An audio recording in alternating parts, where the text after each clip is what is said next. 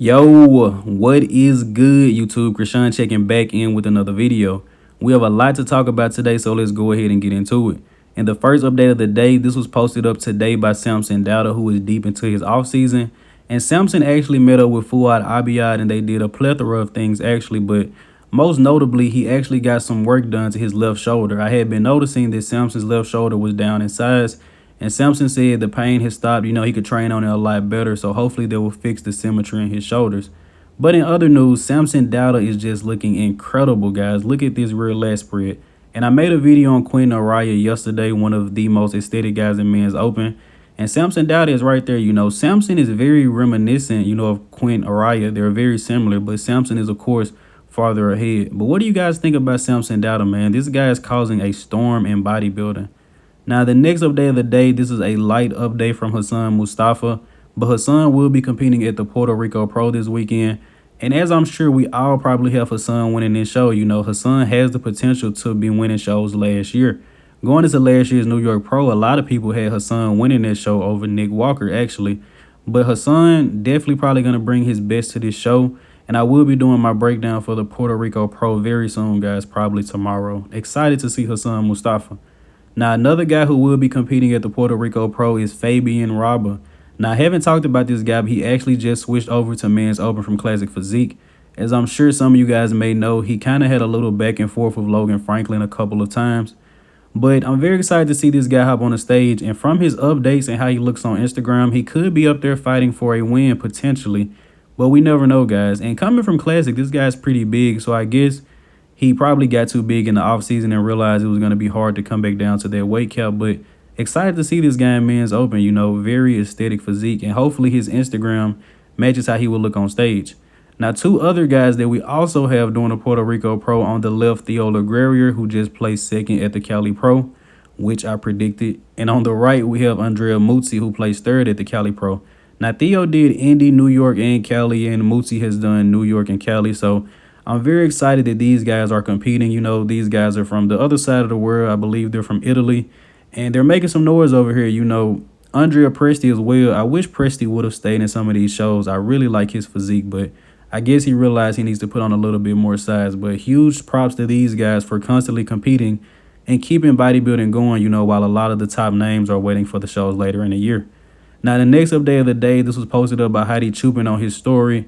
Isn't much of an update, but guys, Hadi is squatting 6 plates and he is drop setting them.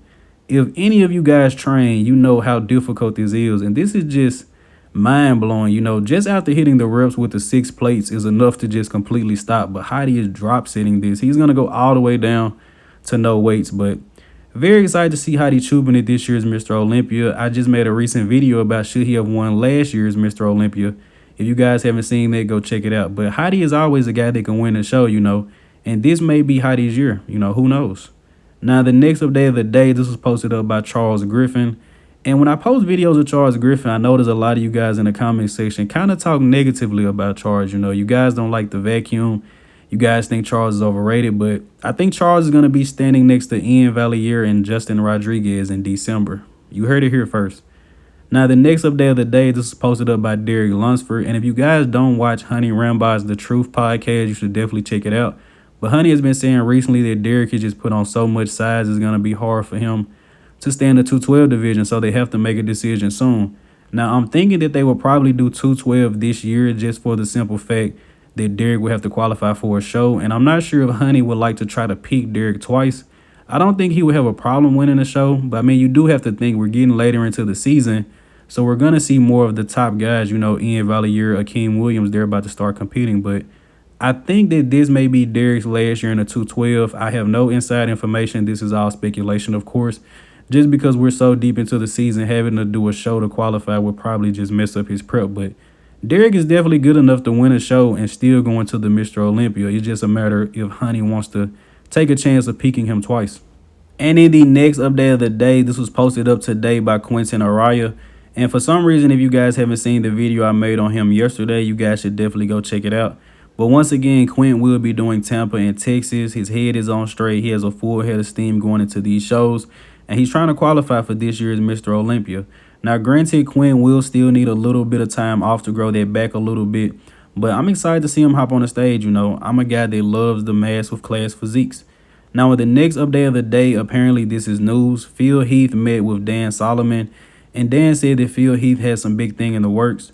I don't think Phil Heath is coming back. And guys, the videos I hate the most on YouTube is such and such is coming back, Dexter Jackson coming back, Phil Heath coming back.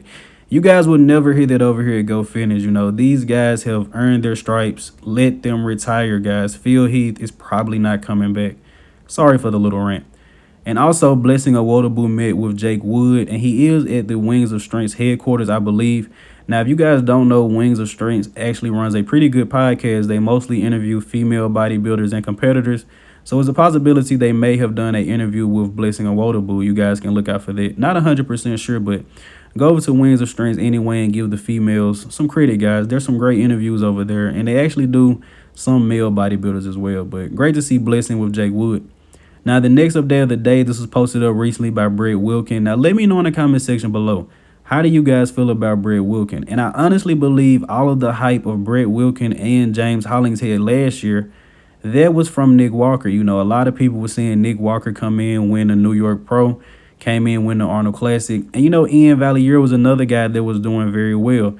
Now, all of these guys were on Fuad Abiyah's podcast. So I feel like, we just felt like they were just taking turns winning shows. We seeing Nick and Ian excel. So it was just natural for us to see James and Brett do the same thing. But James and Brett are both great bodybuilders. But I do think Nick's hype is a reason why they were looked at to play so much better. Now, speaking of Nick Walker, this is something that he posted up recently. And this was Nick Walker in 2016. Now, a common misconception about Nick Walker, people think that he put on weight very, very fast. But Nick Walker was actually about 230 pounds at 17 years old naturally. Nick Walker said when he did his first prep, things went terribly wrong, and Nick ended up weighing like 150 pounds, 160 pounds on stage. And those are the pictures that you guys see. But that wasn't actually how Nick was looking. He just messed around and lost like 70 pounds in one prep. Just wanted to clear that up because no one seems to know that. But in 2016, you guys can see Nick looked incredible. And look at the lat insertions. Now, the next update of the day, this was posted up recently by Akeem Williams. I'm not 100% sure if this is recent or not, but Akeem is about 7 to 8 weeks out of the Tampa Pro. And as you guys know, he is working with Justin Miller, who is the former coach of George Peterson. May he rest in peace. And something people always say about Akeem is he doesn't come in condition. This is from the 2021 Mr. Olympia. And if this isn't conditioning, look how deep these lines are, guys. I don't know what to tell you, but in all honesty, Akeem Williams, his back just doesn't get dry. I'm not sure what it is. He comes in condition, the glutes, the hamstrings, even the quads striated. I just don't get why this guy's back just doesn't come in condition. But as you guys see here, this was at the Mr. Olympia competition in the bathroom. Akeem looks hard. He looks conditioned, but for some reason, the back just doesn't get there. So hopefully with this new coach, Akeem can finally nail it. Now, the next update of the day, this was posted up recently by Lucas Coeo. And Lucas was competing in the Expo Super Show, but he actually pulled out of there because he had a bicep strain. But still seeing him posing, so I don't think the injury is too bad. Probably similar to the injury Nathan Diasha had. But he's still going to undergo surgery and actually pull out of this show. So he's going to have this surgery and then shut it down to this year's Mr. Olympia competition. But he was going to hop in the open show, guys, and I was very excited to see that. And once again, Lucas and all of the other 212 guys not really talked about a lot. But you guys let me know, do you enjoy the 212 content? Do you like these athletes? Because they are some of the most conditioned and consistent in the IFBB. Now, the next update of the day, this was posted up by Logan Franklin. He actually posted a video up before this, guys, but I didn't catch it. He deleted it for some reason, but he still posted this front double bicep into the offseason. And Logan is one of my favorite guys in the division, one of the best posers. And I may actually review one of Logan's posing routines just to, give it a little more exposure. But it's incredible to me how we have so many guys in the sport. And most people just talk about the top guys, Nick Walker, Big Ramy, Hadi Trooping, Chris Bumstead, Urs Kalasinski, Ramon Dino. But we have so many great athletes in the IFBB, guys, which is a reason why I share a lot of these guys, taking nothing away from the other channels. Different people have different things they find important, but sharing updates like these, even small posing updates, these need to be shared, guys. This is the Texas Oak Logan Franklin, one of the best posers in the IFBB. And next, we're going to talk about Alex Cambronero. Now, this wasn't recent, but if you guys don't remember, Alex won the 2020 Arnold Classic in the Classic Physique division. and he placed second to Terrence Ruffin in 2021, so he did beat out Logan Franklin. Now, Alex would place 6th at the Mr. Olympia behind Ramon Dino and Urs Kalasinski, and I honestly think he could have potentially beat both of those guys at the Mr. Olympia. Now, those guys are constantly improving, but do not forget about Alex Cambronero, guys, another guy that isn't really talked about too much, but one of the best in the classic physique division. But I'm starting to think that the classic physique division is starting to favor taller guys with a better skeletal structure. Terrence Ruffin and Breon Ainsley are like the only two short guys excelling in the division. Now, in the next update of the day, this was posted up recently by Jeremy Buendia, who is constantly improving. And Jeremy looks incredible here. I don't think he's going to move up to classic physique. He did say he's going to come back in 2023. I think he's going to compete in men's physique. I think he just enjoys posing like this. But if Jeremy did do classic physique, it would be very, very hard because there is one of the most competitive divisions right now. But whatever Jeremy decides to do, I'm behind him. I'm just glad that he's feeling good, looking good as usual. But Nick Trigilli over at Bodybuilding and BS actually did a video on Jeremy Buendia's new sponsor. One of the funniest videos I've watched this year, guys. You should definitely go over there to his channel and check that video out. I'm not going to spoil it for you. But Jeremy is sponsored by Big Muscles. And finishing up this video here with Justin Rodriguez, and this was like one day out from the Arnold Classic. I just wanted to share this because, as you guys know, Justin didn't have his best showings at the Indy Pro and the New York Pro. I feel like some people may try to write him off. You know, he isn't working with AJ Sims anymore. He's now working with George Farah. And George Farah is pretty much working with everybody. I mean, he's working with Blessing Awodibu. There is a possibility that George Farah is also working with Hassan Mustafa. I'm not 100% confirmed on that yet, but George is an incredible coach, and you guys don't count out Justin Rodriguez. You know, look at this physique. Justin has one of the best backs in their men's open bodybuilding stage. But as always, I hope you guys did indeed enjoy this video, man. If you haven't done so already, be sure to like the video and subscribe to the channel. I'm Krishan from Go Fitness, and I'm out.